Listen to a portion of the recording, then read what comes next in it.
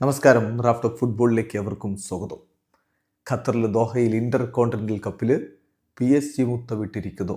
Inter continental cup എന്ന് പറഞ്ഞാൽ പഴയ ക്ലബ്ബ് വേൾഡ് കപ്പ്. പുതിയ രൂപത്തിൽ ക്ലബ്ബ് വേൾഡ് കപ്പ് 4 കൊല്ലത്തിലൊരിക്കലാണല്ലോ ഇപ്പോൾ നടത്തുക. അപ്പോൾ പഴയ ടൂർണമെൻറ്റ് തുടരുന്നുണ്ട്, പേര് മാറ്റിയെന്ന് മാത്രം. ഫിഫ ഇന്റർ കോണ്ടിനെന്റൽ കപ്പിൽ PSG ബ്രസീലിയൻ ക്ലബ്ബ് ഫ്ലെമിംഗോയെ പെനാൽറ്റി ഷൂട്ടൗട്ടിൽ പരാജയപ്പെടുത്തിക്കൊണ്ട് കിരീടം ചൂടിയിരിക്കുകയാണ്. മത്സരം 1-1 സമനിലയായിരുന്നു. അതിനെ തുടർന്നാണ് പെനാൽറ്റി ഷൂട്ടൗട്ടിലേക്ക് നീണ്ടത്. കളിയിൽ PSG മുന്നേറ്റങ്ങൾ നയിച്ചുകൊണ്ട് ആദ്യ 11-ൽ കാങ്ങിനും ഡിസാഡോയും കിച്ചാ കഴസ്കേലിയും ഒക്കെയാണ് ഇറങ്ങിയതെങ്കിലും മറുഭാഗത്ത് ബ്രൂണോ ഹെൻറിക്കെ മുന്നിൽ നിർത്തി ഡിയാഡസ്കേറ്റ, കഴസ്കൽ, പ്ലാറ്റ എന്നിവരൊക്കെ അണിനിരന്നുകൊണ്ടാണ് ഫ്ലെമിംഗോയുടെ മുന്നേറ്റങ്ങൾ നയിച്ചത്. ആദ്യ ഗോൾ അടിച്ചത് PSG ആണ്. 38-ാമത്തെ മിനിറ്റിൽ കിച്ചാ കഴസ്കേലി അവരെ മുന്നിലെത്തിച്ചു. എന്നാൽ 62-ാമത്തെ മിനിറ്റിൽ പെനാൽറ്റിയിലൂടെ ജോർഗിഞ്ഞോ ഗോൾ മടക്കി ഫ്ലെമിംഗോക്ക് വേണ്ടി.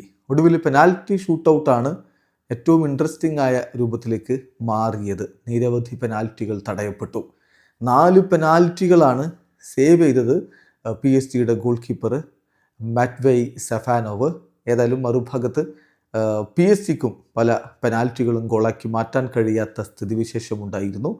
ഏതായാലും ഒടുവിൽ 2-1 പെനാൽറ്റി ഷൂട്ടൗട്ടിൽ 2-1 വിജയിച്ചുകൊണ്ട് ഇതാ കിരീടം ചൂടിയിരിക്കുകയാണ് PSG. ഇതോടുകൂടി PSG ഇപ്പോൾ സെക്സ്റ്റുപ്പിൾ പൂർത്തിയാക്കിയിരിക്കുകയാണ്. ഈ ഒരു സീസണിൽ ഇപ്പോൾ ലീഗ് 1-ൽ കിരീടം, കോപ്പ് ഡി ഫ്രാൻസിൽ കിരീടം, ട്രോഫി ഡെസ് ചാമ്പ്യൻസിൽ കിരീടം, യുവേഫ ചാമ്പ്യൻസ് ലീഗിൽ കിരീടം, യുവേഫ സൂപ്പർ കപ്പിൽ കിരീടം, ഫിഫ ഇന്റർ കോണ്ടിനെന്റൽ കപ്പിലും കിരീടം ചൂടിയിരിക്കുന്നു. ലൂയിസ് എൻറിക്കെ ഇതാ PSG സെക്സ്റ്റുപ്പിളിൽ മുത്തമിട്ടിരിക്കുന്നു. വീഡിയോ അവസാനിക്കുന്നു.